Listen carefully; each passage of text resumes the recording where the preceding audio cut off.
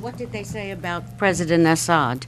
That No, they simply said, the issue was, we discussed the issue in a sense is, and that's the reason why my British colleague and myself, we are emphasizing this element, and at some moment I even invoked Descartes, which was not considered by one permanent member as an agreed reference. I think it has, yes, I guess it's true that Descartes has never been agreed in the Security Council, but I simply said, very simply, first, it's what we call a syllogism. First, full executive powers have to be transferred with the government. Full executive powers has to be transferred with the to the government, the transition government. Second, it means that Assad has no power left. Since all the powers have been transferred to a government, it means that Assad has no power left.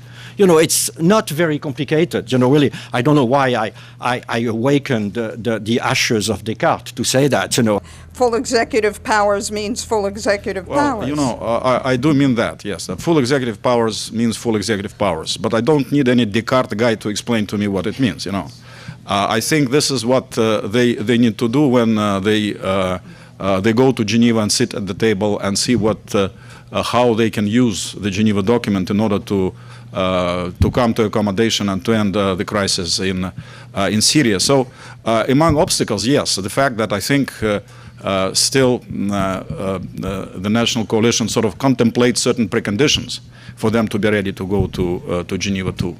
Secondly, my understanding of what they had to tell us is that they are not entirely ready yet in terms of a joint unified delegation, because I understand they're having various contacts with the National Committee, with the Supreme Council of the Kurds of Syria, but there is a common understanding has not yet been achieved among them to be jointly represented in Geneva. So I think that those are basically two things. And secondly, well, another aspect of our discussion, of course, I did express some concern since they were mentioning, among other things, that they needed more weapons, etc., etc. So, and some other remarks they were making sort of were leading in the direction of further conflict, which would with no obvious end in sight. I even recalled my visit some time ago to northern France, where many of you have been, where they have this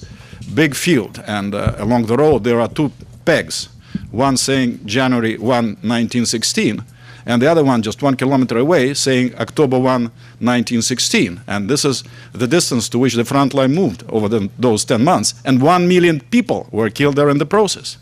But unfortunately, Syria is not a field. It's a country rich of tradition. There are people living there and suffering through the conflict, rich in religion. So we cannot allow that to happen. We cannot allow an endless conflict to happen because of varying degrees of interpretations of languages in a communique. So we need to go down to the business of negotiations. And as to the role of the international community, this is going to be the role of the international community. First, now, as spearheaded by Russia and the United States, we are trying to bring them together. And as they come together, it will be the role of the international community, Lakhdar Brahimi, and all of us who have an influence on all the parties, to make sure that they agree, that they stop this nonsense of endless bloodshed.